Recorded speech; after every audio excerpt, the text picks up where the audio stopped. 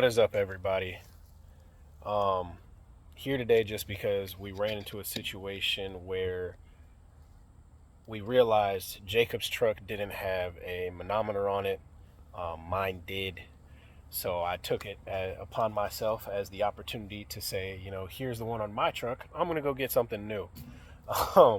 So what I came across today at the supply house is a tool I've been having on my eyes on for a little while. The Joblink system Manometer Kit. Now, I don't think I've had a video dedicated to the previous manometer I was using, but I mean there was nothing really wrong with it.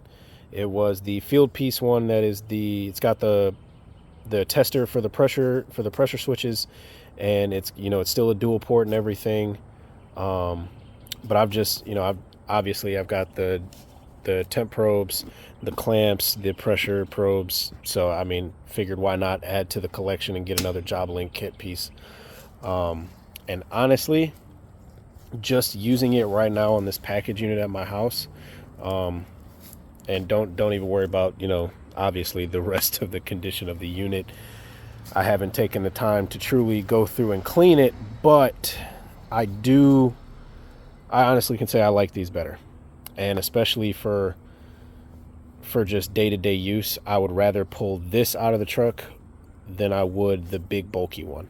Again, not to say there's anything wrong with the bulky one. It works. I think I'm just a sucker for the magnets and everything with all the Joblink stuff. And these ones are really strong.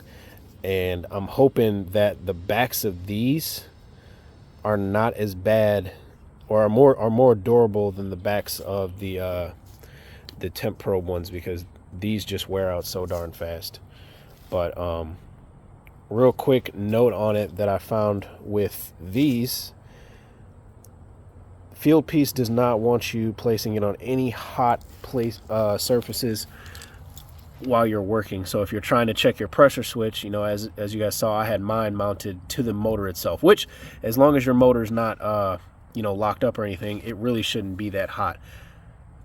But they don't want you sticking it anywhere over here on the flue itself, or down there by the burners. Obviously, just use a couple brain cells. Don't put it where it's hot.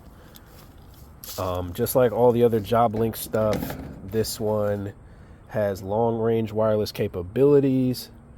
It does still have like the traditional grip of like all the other probes and the temp clamps and everything.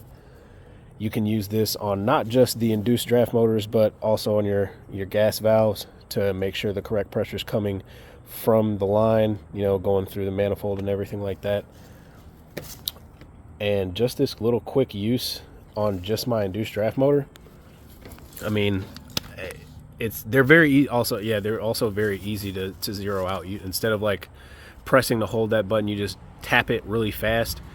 It'll blink green real quick, showing that it's on, and then it'll flash blue a couple times, and then it zeroes out. So I like that one.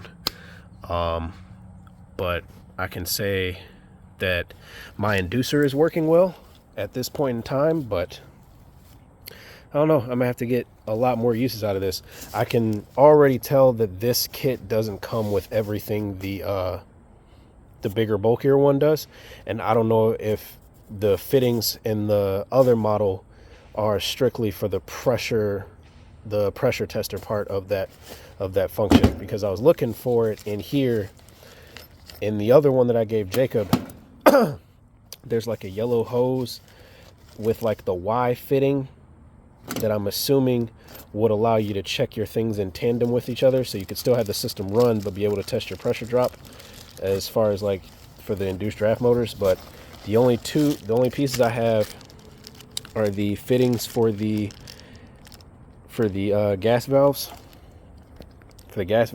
and then extra like longer tubes. I don't know exactly how much longer these are, but they're longer. Thankfully, I had to dig at the bottom of this thing to find the AAA batteries, because I'd have been very sad if I purchased this and it did not come with the batteries. But other than that, I can't wait to try this day to day in the field, not only on checking inducers and gas pressure, but taking static pressure. I'll feel a lot better and easier, have a better peace of mind being able to check static pressure on a lot of these systems, being able to go further than just what the hoses will allow, because I think that's where my biggest issue with the bulkier one is that I was pretty limited to where I was able to mount these to be able to check the static pressure, because they all had to wire back to that one machine. I mean, if I could get under my house right now, I can't, because the crawl space door is locked and I don't have the key for it, but I could set the the supply one end on one side, way down at the end of the unit. I could put one here if I needed to, and then run it, go into the house and put it all the way on at the entrance of the return. So I mean, there's a lot of I guess, what's the word I'm looking for? This is just more dynamic, and for me at least, practical.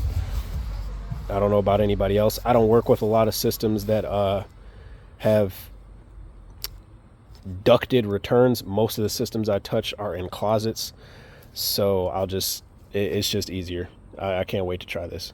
I'm very stoked about it. If you guys have this model, please let me know how you guys have used it. Let me know if there's any like tips and tricks with it. If you guys have had magnet issues with them. If you guys don't use the Fieldpiece one, drop in the comment section below which one is you guys' favorite, what you're using out there in the field. I'm a sucker for finding out all the different tools and everything everybody's using, because, you know, comparing which one is better, which one is more practical in that sense. But other than that, it's just cool looking at new tools. So with that, if you guys tuned in for this short little video, I appreciate it. Hit the like if you like Fieldpiece, hit the like if you like my content, and I will catch you guys on the next one.